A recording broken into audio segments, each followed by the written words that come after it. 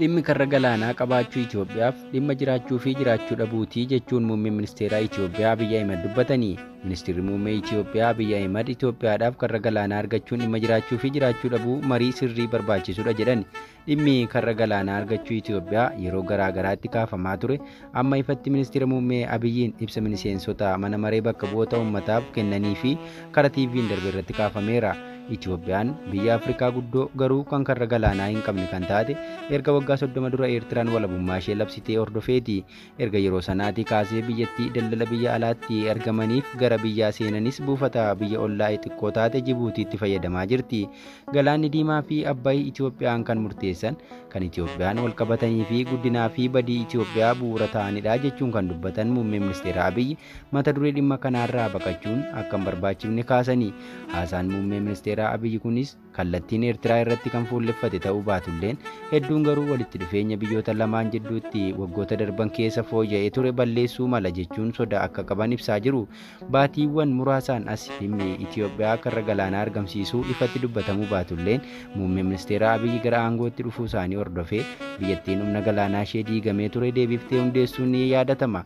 Gaaffii karaa galaanaa muummee ministeera Abiyyi kaasan kanaaf Eertiraa, Jibuutii fi Somaalilaand filmaata ta'uu akka danda'an tarreessuun fedhiin Itoophiyaa kun walitti bu'iinsa malee ittiin milkaa'uu danda'a filmaataawwan jedhanis ibsaniiru. Haasaa muummee ministeera Abiyyi miseensota mana maree uummataaf taasisaniif kan jimaata dheengaddaa onkoloolessa 13 bara 2023 miidiyaalee mootummaatiin daqiiqaa 45 darbe kanaan dhimma galaana Diimaa baay'ee hin dubbatamne jedhan irratti ibsa bal'aan kennameera. Ministeerri muummee Abiyyi Itoophiyaan biyyoota naannawaa isheetiif madda bishaanii ta'uu kaasaniiru. Lageen akka Takazee gara Eertiraa fi Sudaan, Abbayyi ammoo gara Masirii fi Sudaan, Baaroon gara Sudaan Kibbaa, Oomoon gara Keeniyaa fi Gannaalee Daawwaa fi Waabee Shabalee ammoo gara Somaaliyaan kanneen yaa'an akka ta'e kaasan. Dabalataanis baasii Itoophiyaatiin sarara bishaanii gara Jibuutiitti ijaaruu dubbachuun biyyoota naannawaa ishee jiran irraa garuu bishaan qulqulluu Itoophiyaaf kan kennu hin jiru hunduu kan nurraa fudhatudha jechuun ibsan.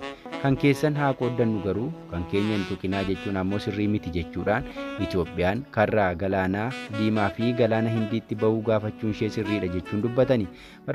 Ministeerri muummee seenaa keessatti wayita galaana Diimaatti dhiyaannetti biyyoota ciccimoo addunyaa keessaa tokko turre erga jedhanii booda attamiin gara galaana Diimaatti dhiyaannu gaaffii jedhu kaasuun yoo deebisanis ajjechaa fi waraanaan ta'uu hin qabaatu jedhani.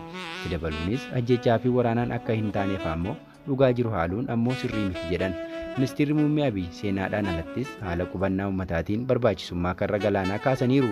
Kanaanis sabni Affaar, Eertiraa fi Jibuutiitti argaman akkasumas miseensonni Somaalee, Somaaliyaa, Keeniyaa fi Jibuutiitti argaman bishaan galaanaa akka argatan kaasuun Somaaleen Itoophiyaa keessaa maal balleesse maaliif qofaatti dhorkamee jechuun gaafatanii. Itoophiyaan buufata argachuuf filmaataawwan ilaaluu kaasanii deebii qaamolee kaan irraa kenname irratti bal'inaan ibsuu baatan illeen lakkii yaaddoo qabna deebii jedhu argachuu dubbatanii.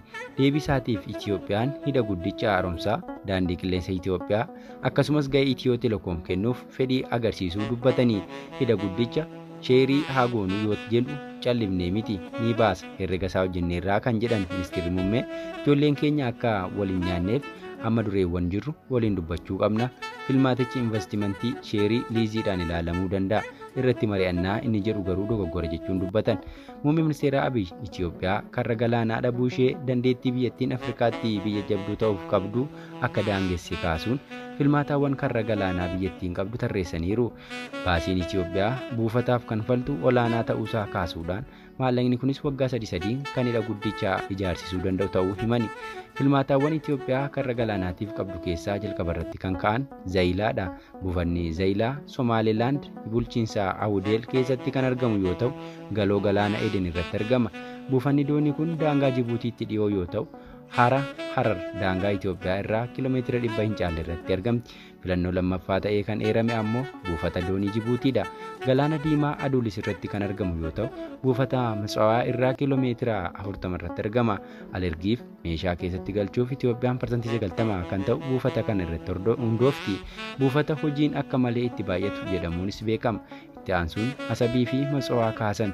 Isaan kunneen ammoo Galaana Diimaarraa gara kaabaa fi kibbaatti kan argaman yoo ta'u, bulchiinsa Eertiraa jala jiru. Itoophiyaaf garuu baay'ee dhiyoo jiru. Nuyi dirqama Mitsawaa yoo hin taane, Asab yoo hin taane ejjennoo jedhu hin qabnu. Nuyi kan barbaadnu ulaa ittiin hafuura baafannu qofaadha. Kun ammoo bittaadhaanis haa ta'u, liiziidhaan haa ta'u, waliigalteedhaanis nuyi kan barbaadnu isa qofaadha kan jedhan Abiy. Itti dabaluunis ammumaan dhamaanee dadhabnee filannoo biraa hin ilaallu taanaan rakkisaadha jedhan. Haa ta'u malee Itoophiyaan buufata doonii anaaf ta'a kan jedhu karaa nagaa ta'uu qabaa jedhan. Bulchiinsa federeeshinii yookaan konfedereeshiniidhaan biyyoota biroo waliin walitti makamuun buufata doonii argachuun filannoo jiran keessaa tokko ta'us himaniiru. Baay'inni uummata Itoophiyaa waan isaan yaaddesse kan fakkaatu muummeen ministeeraa dubbii isaanii keessatti irra deddeebiin kaasaniiru. Egaan dhaggeeffattoota keenya Finfinnee Maltiimiidiyaa irraa qophicha faana kan isin waliin ture Anaa Gaajimaati.